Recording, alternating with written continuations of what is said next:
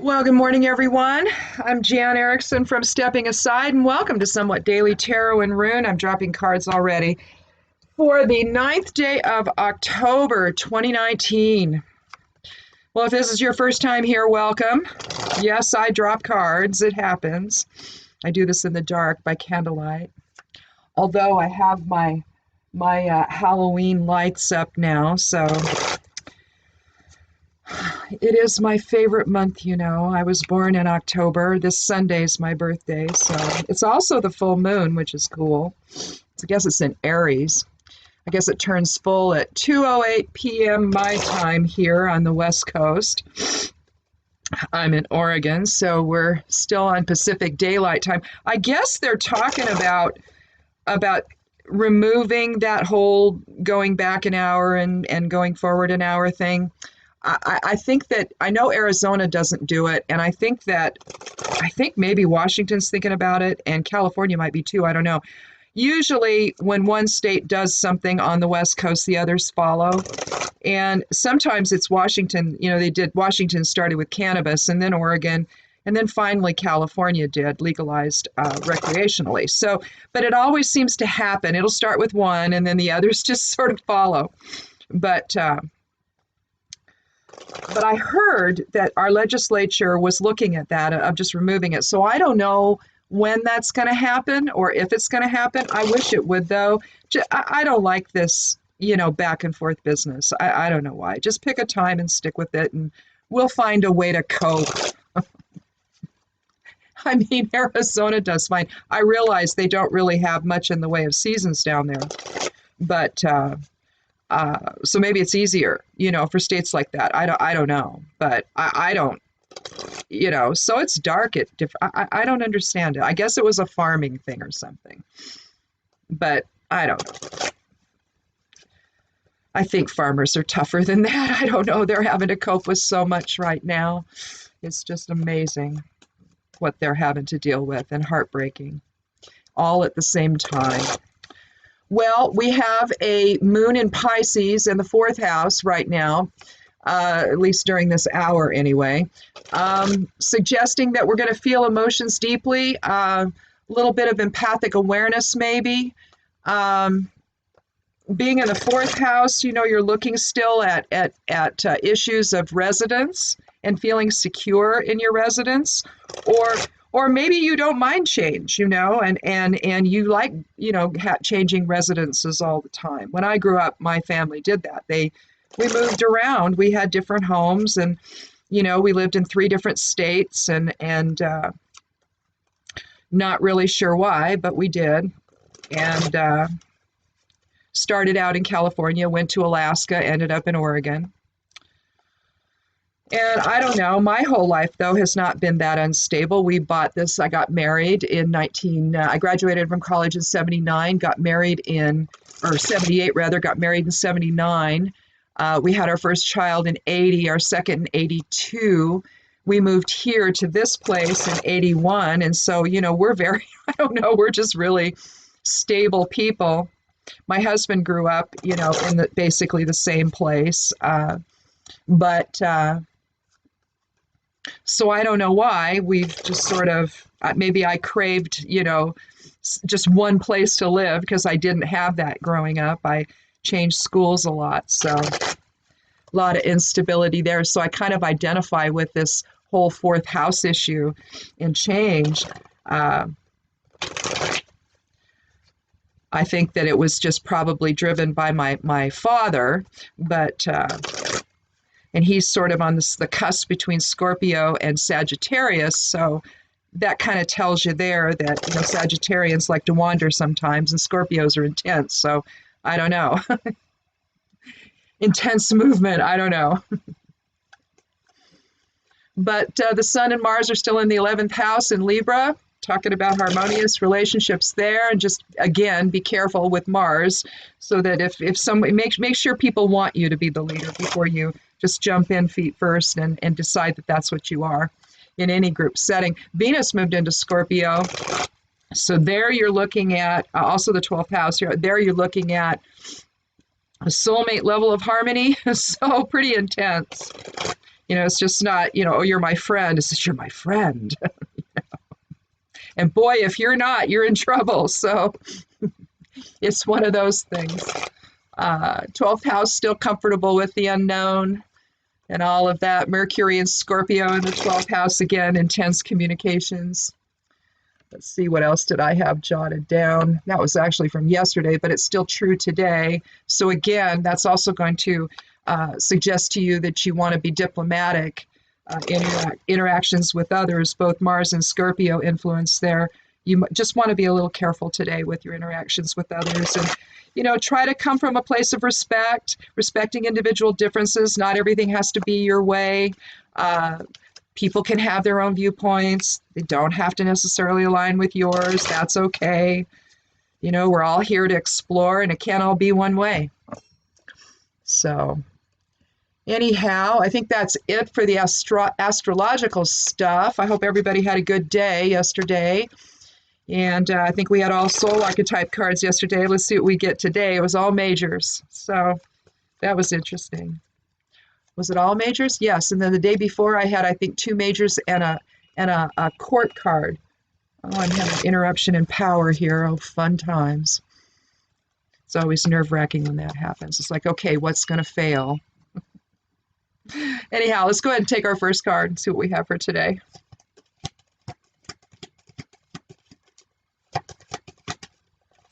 I take the 13th card each time for randomness sake. I'm going to do 3 cards and then maybe a 4th.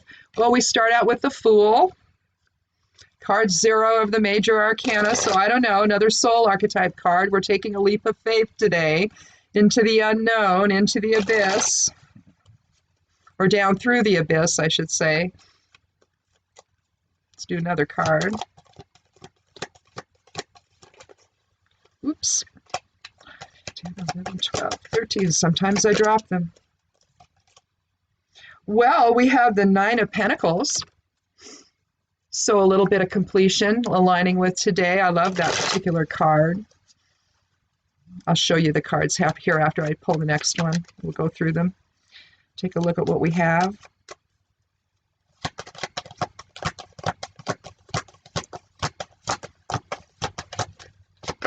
My cards don't want to shuffle today. Or it's my hands. Well, we have the 7 of Swords, so we're leveling the playing field. We may do a 4th card, but let's see first here. Let's see, so 16, so 7, is that it? 9 and 7 is what? 16, 6 and 1 is 7, so we have a 7 energy overall. So coming to balance, balancing shadow side of self with spirit. But let's just go ahead and start with this, and then we'll see if we want to move the cards around. Sometimes I do that. Here we have the Fool holding a white rose of purity in his left hand. I should say his left hand because it's an androgynous being, but we'll just call him the Fool. We'll call it we'll say it's a he, just for conversation's sake. Sometimes, we can get a little bit too difficult with how we want to talk about things. We want to be politically correct. We want to say the right thing. It's like, oh my God, let's just not worry about that here. Let's just talk about the Fool as a guy, okay? It's easier. There's his dog at his side there. He's got his knapsack over the shoulder. The sun is shining. He's right on the edge there, on the precipice of something new, of a new life, as he takes his leap of faith into form. His sleeves almost appear buoyant as he takes his leap. But the 0 is wholeness and unity, and it's also similar to the 1. But the 0 means complete unity. It's the cyclical nature of life. You could also look at it as the void, the place before form. So possibly something today is on the horizon. Something new is about to come out. We're about to take a leap of faith into something else, maybe into a new belief system, a new belief structure. I'm not sure that the 7 shouldn't go first before the 9, but let's go ahead and talk about the 9. Don't you love her? Don't you love her robe? Again, open sleeves. She's holding a falcon on her left hand, on her receptive hand. The falcon is powerful, but yet she's sort of got it's similar to the card of strength, where you're taming the wild within, basically. Trust, allowing. That's what she's doing there. Her right hand of power is rested on the wealth that she has. She's clearly a woman of means, likely the queen. You can see the castle off here in the distance.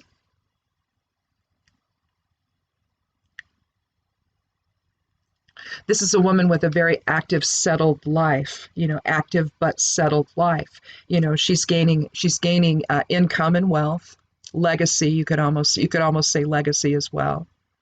You see the oak leaves behind, which apparently are not oak leaves. Now they look like oak leaves, but I think they're likely grape leaves. It's always one of these struggles, because I actually grow grapes and I know what their leaves look like. And this looks like, and I also have an oak tree and I know what those leaves look like. And I'm telling you, these look like oak leaves. But this is abundance either way. We see the two trees, which is a familiar theme in tarot. You're either going to see, it's sort of the middle path, right? She's right aligned in between those two trees. And you're going to see either two towers or two pillars or something. But the idea of two usually has some kind of a path coming down through it. I don't think that you see that here, though. It almost implies that the path, it leads you towards security and abundance, a life well lived, in fact. But here you have something else coming into play. Again, the 7 is about the balance between shadow side of self and spirit, dark and light, if you will. I used to interpret this as theft of intellectual property because swords is the air element. But it's also about reason, and it's not just about intellect, it's about reason and strategy, justice, fair play. And so here, what you see in the background are the tents of the knights, of the troops, basically.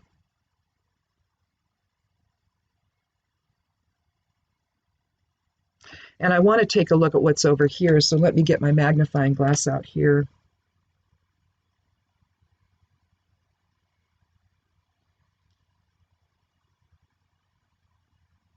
These actually look like soldiers that are out.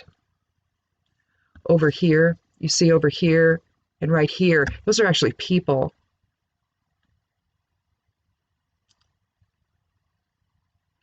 And this one over here, it seems to be holding a sword or something high in the air, but they don't see him. And what you have here, it looks like a man from the town, perhaps the town that they're going to go and try to pillage and take over and cause harm to. But the townsfolk, they're not going to have the same level of armaments. They're not going to have the same level of power that the other group is going to have, that the group of soldiers will have. And so if they don't find some way to come in, and that's what he's doing, he's coming in when no one's looking, when they've taken their eye off the ball. And you can kind of look at this in two ways then. You can, given that it's a 7, you can look at it in terms of the lesser of the two, the townsfolk. They're going to take away some of the armaments and try to remove some of the power that they have to gain a level of control over the situation that they didn't have. So it's basically about leveling the playing field.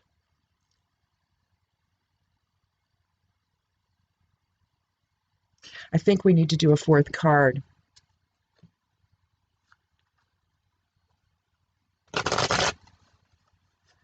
I mean, in a sense, we could put the 7 before the 9. Because the Fool could be the genesis of the idea to then go with the 7 to go and take back some of the armaments so they could level the playing field. Perhaps that's what the Fool is describing today, is a new direction, a new choice, a new type of strategy maybe. Given that we have the 7 of Swords, because without it, you're not going to have abundance. Your life is going to be, if you don't take command here, if you don't take a different approach, if you don't try to figure out another way to get a little bit of your own strategy for yourself, to again level the playing field, to gain back some of your own power so that you can have some power to then meet whatever's coming. And it feels like maybe there needs to be a card in between either the Fool and the 7 or the 7 and the 9. So let's do one more card.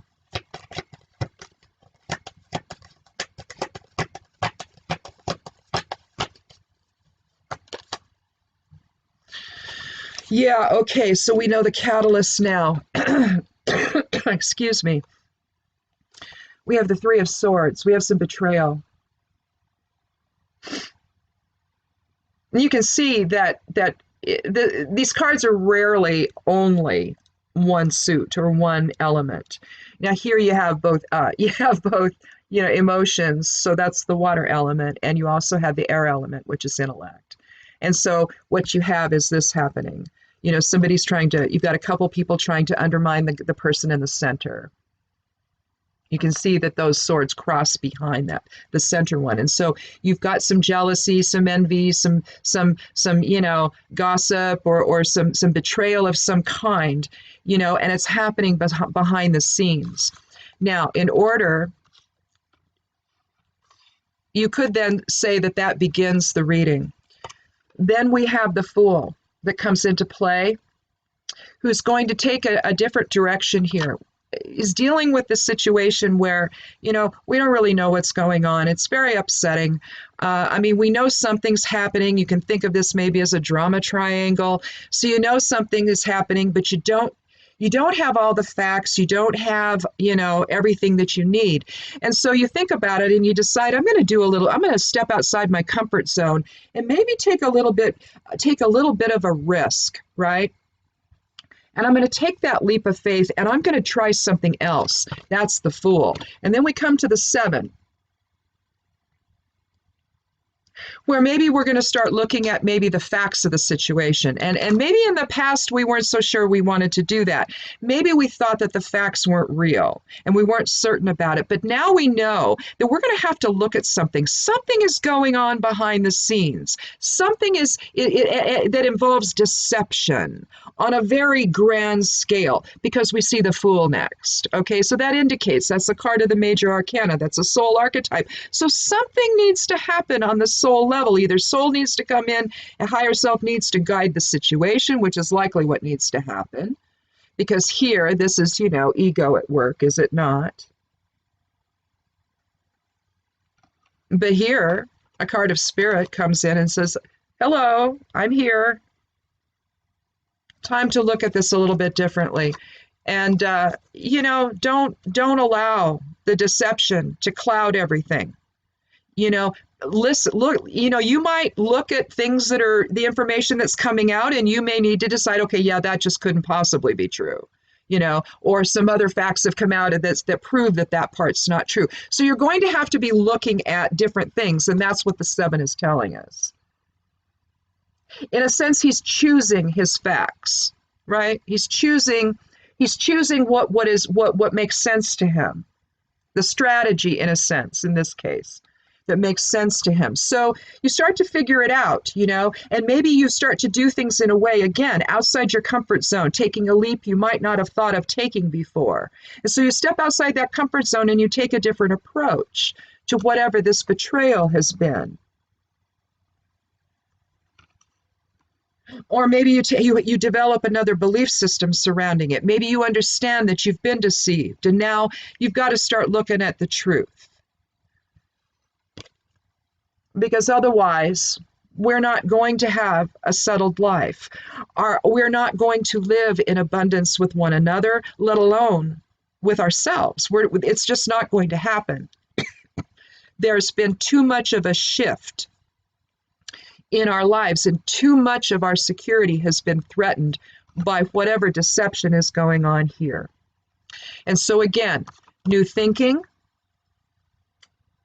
new awareness, taking that leap of faith into the unknown, into something different, maybe trying to, because let's face it, when we're being deceived, unfortunately, we might have to accept some truth that we don't want to accept, okay? It's like when I mean the simplest explanation is when you have a married couple and one of the spouses cheats. Okay, there you have deception, a drama triangle. You have betrayal happening, and the person who's being cheated on is going to have to accept some difficult truth, right, about the relationship that they have with their partner, with their spouse. Either they're going to have to end the marriage, or they're going to have to figure out why it happened and come together in a stronger way so that it doesn't happen anymore. But that takes a level of strength most of us don't have, right? It's usually the end of things. But you have to be willing in that scenario, in fact, if that's what this is describing for you today, that it's a partnership that is possibly in trouble. Ending it doesn't necessarily have to be the only choice that's available to you. There's other ways of dealing with it, but it also may be that that's what needs to happen, that you need to have an end to it. Either way, you're going to have to take a leap of faith into the unknown, all right? Irrespective of what this is talking about. But this seems like it's a deeply personal thing, where we then need to gather the facts and level the playing field here, or at least gain the upper hand if we're being deceived. And that's the thing, if your children are deceiving you, if you got a kid that's deceiving you, you've got to, as a parent, you've got to get the upper hand there, don't you? You've got to figure out what that truth is. And you've got to, because clearly if your child is deceiving you, something's wrong. And you've got to figure that out, and you've got to right that ship and help your child to understand, why living in truth is a little bit better decision than trying to lie to your parents, right? So whatever this is, you've got some deception going on. And if we don't start looking in terms of clarity, clear sight, clear awareness, I don't know how we reconcile it all and end up having an abundant life to live. One that's settled and harmonious and positive. So let's do a rune. We're doing pretty good on time here for this Wednesday, this Mercury day, one of communication and reason and all of that. So, maybe on this day we're going to gain a little more clarity about something that's we've been in the dark about. Now, collectively, of course, we can't ignore the fact that we've got, a guy in the White House who likely didn't get there by any kind of legitimate means. And this could have to do with that. More and more stuff is coming out. They're obstructing. They can't. They think they can. Actually, I think they know they can't. But it's just a way to lessen the impact and to push it down the road a little bit. Problem is, here's the thing. When you've done something wrong, if you do that sort of thing, nobody's going to believe you ultimately. It's going to essentially count against you. And so they're going to use it against you. You can't do that. If you have no guilt, then just let it all out. See, just let the door, open the doors, turn on the lights, let the sunshine in. If you've got nothing to hide. Clearly, this guy's got everything to hide. So it is what it is, right? Here we have Yira, which is the 12th rune of the Elder Futharks. Here again, you're talking a 3 energy. You're talking an as above, so below rune as well. You're also looking at Kenaz, forward and reversed, aren't you? If you know your runes. If you've been here, then you know what Kenaz. It looks like a greater than sign. Also looks like a less than sign when it goes reversed. So that's the top one. And then the bottom one is the rightful Kenaz.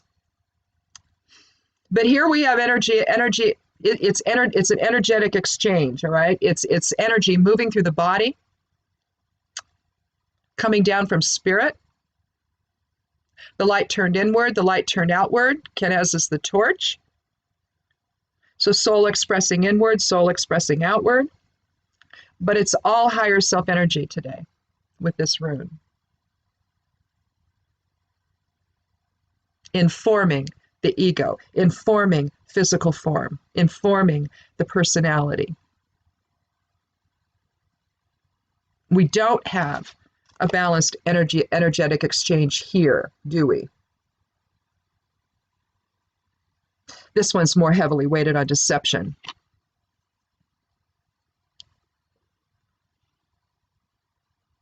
Now, one example of balanced energy exchange that would be similar to Yura would be the Four of Wands, where you see you see actually the garlands crossed above, connected to the four. And I mean, it looks like, I mean, it basically is actually probably a square type of structure, but it doesn't look that way when you see it on the card. But you're looking at two people coming together, likely in marriage and in partnership. And this is an intentional, being that it's wands and it's the will and the fire element. You're talking about intentionally coming together in harmony and balance. But there you're looking at four, so 2 and 2. All right, you can definitely see how that's true, how that would probably align more with Yura than this would, because you've got the 3, which theoretically could be mind, body, spirit, and balance, but not here. Here we have intentional deception by the 2 swords behind. Hence the rain.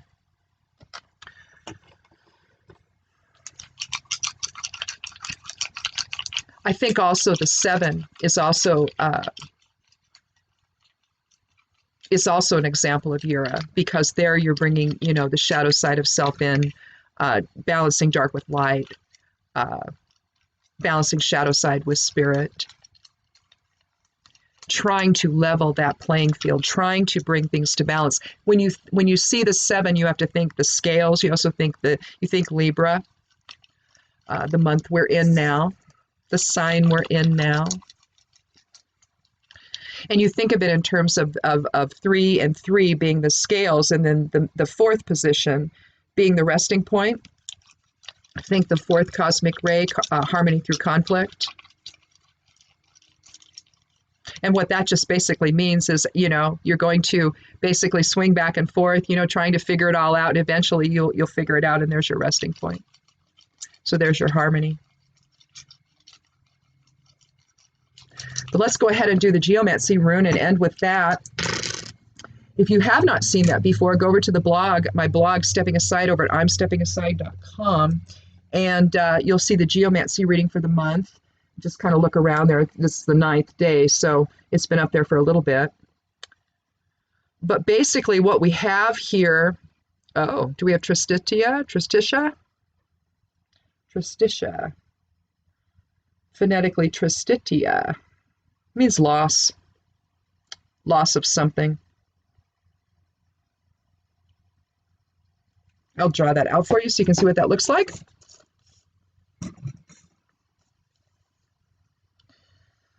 How I do geomancy is I crafted 4 runes, and they are color coded.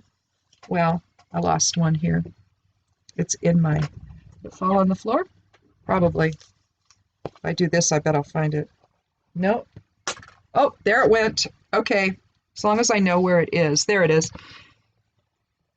Otherwise, I lost 3 cards out of my original Rider-Waite deck, and I finally found them down here in between 2, well, they're pieces of flat rock. Sometimes I use them when I do spell work. Anyway, so I was moving stuff aside, and I found my 3 cards. I actually had to go buy another deck because I love this deck. I don't know. I like the patina on the cards anyway. But anyhow, I code them. This one is for Earth. There's a single dot on that side. On the other side, there's 2 dots. And so ultimately, you're going to have a glyph that is going to be a combination of either be all single dots, which is Via, all 2 dots, which is Populous, or it's going to be a combination of the 2, right? And in this case, we have, for fire, air, and water, we have 2 dots, and then for earth, we have 1. So the active influence is an earth influence, so the rest is all passive. And that's what Tristitia looks like. And it basically describes loss of some kind. Its counterpart is Laetitia, and that's about joy. So theoretically, this is about some emotional loss, and we can see that in the 3 of Swords, can't we? We've been betrayed. Whether it's again happening in our personal life, or it's the betrayal that the country is experiencing from the person in the Oval Office and the people who seem to want to cover for him and all of that. I don't know why you would do that. Why would you risk going to prison? Why would you do that? I mean, is there a payday for you somewhere? Are you so compromised you don't have a choice? What's going on here? None of this stuff makes any sense whatsoever. So I think that, whether this is about the betrayal that we're talking about that way, and the facts that are coming out are going to level that playing field, so that we can finally get back to shared living in shared purpose, trying to heal the wounds that have been created, that are festering right now, so that we can get back into some kind of balanced energy exchange with one another, based on the light of spirit. I don't know. So again, whether this is happening in your personal life or whether this is what we're collectively dealing with together, I don't know. It's not a fun place to be. And again, it may take a shift in awareness, a shift in belief, a willingness to take a look at the facts that are coming out. This is not a conspiracy to upend a presidency. It never was. This is about other countries coming in, or at least one other country coming in, and helping this man become president. We need to find out how that happened. It can't be okay because you happen to like the guy. He had to have gotten there fairly, because if he did, then it is what it is, right? And then if he's going to go and do things within office that while he's in office that are criminal, then you deal with that, right? It's like, but with this guy, where do you begin? It's everything. So, unfortunately, I hope that this is just something that's happening collectively. I hope that this is not happening to anybody personally, because being in the midst of a drama triangle when there are people trying to harm you is tough. We've had that happen to us in our lives, both my husband and I. More recently, having to do with a community type of a thing, where a couple of the people who thought they had power and authority over my husband, they didn't. They decided they did and totally humiliated themselves in the process. I'm not even sure they realized. One, is gone now from the situation. The other is still present in it and still likes to seem to cause trouble. But it's like, folks, you made fools of yourselves. You behaved in a way that was so craven. And I mean, they could have been sued. I mean, the whole thing, right? And for some reason, they decided that my husband was their target, which was ridiculous. But it's one of those things where, in his case, he just plodded along, ignored them, did his thing like he's supposed to do. And eventually now, he's managed to right the ship and hopefully get everybody on the same page. But when you have people that try to undermine that process, and that could be if this is happening to you personally, like at work or somewhere with friends or whatever, or some kind of situation like we had, group situation, you could have something like this happening. And when it does, it's just devastating because it's typically people and maybe that you're friends with, and to have that kind of dynamic happening is not pleasant. And so again, it's going to take a leap of faith to get yourself into another, step outside your comfort zone, try something else to try to figure this out, a different approach.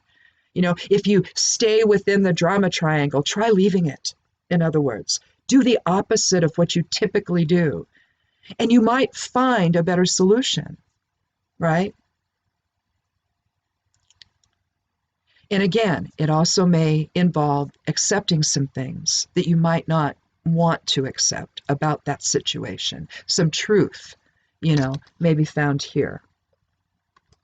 But it's necessary in order for peace to come back into your life again, and harmony, right? And abundance and joy. So it might represent a loss of some things. It might, but it's going to take you to a better place in the process. So in any event, I guess that's it for today. Do check out the blog. I did a bee post. We went into the hive yesterday. I was going to put my candy board in, and I talk about that. I did some in-frame candy boards instead of the kind you put on top. for the winter. You put a little pollen patty in there, and they eat their way through to it and all of that. This time I wanted to do it on the sides of the brood boxes. And so I just did one. We have 2 boxes on, and so I just wanted to do just the one. But we got in there, and the honey super had been cross-combed, and so we're just going to leave that on and let them have that honey and not take any of it. They're supposed to go this way, but they did this way because I didn't alternate a foundation frame with a foundationless. They were just all foundationless. And when you don't give them a guide, they do what they want because it's their hive, you know. The beekeeper really doesn't keep the bees. The bees keep the beekeeper. So I don't. Anyhow, so anyway, I wrote that up, and that's on the blog over there at imsteppingaside.com. So if you want to check that out, if you're interested in beekeeping or you think you might be, I really encourage you, if you really are thinking about becoming a beekeeper, just do it. Just jump in, do it. Find a local, there'll be a bee association, which you'll either find a home with, or like us, you'll be like, okay, and you just go back to learning. You know, there's lots of stuff online you can learn from. There's Michael Bush's books are awesome for natural beekeeping. And so anyway, check out the blog and over at imsteppingaside.com and check out that post if you're interested in beekeeping. The correspondences go and astro information go up every day, most every day, but I don't always do it on the weekends. And then also the weekly Rune and Moon goes up on Sundays. So anyhow, or sometimes Saturday night if I can actually get to it. But otherwise, that's pretty much what goes up on the blog. There's some other things. Sometimes I'll do a tarot reading. So check out the blog and see if there's anything there that you like. There's some stuff on cannabis and herbs and all of that as well. So you might find something there that interests you. But if not, we will see you tomorrow. Thank you so much for coming by. Be good to yourself, be good to one another, and blessed be.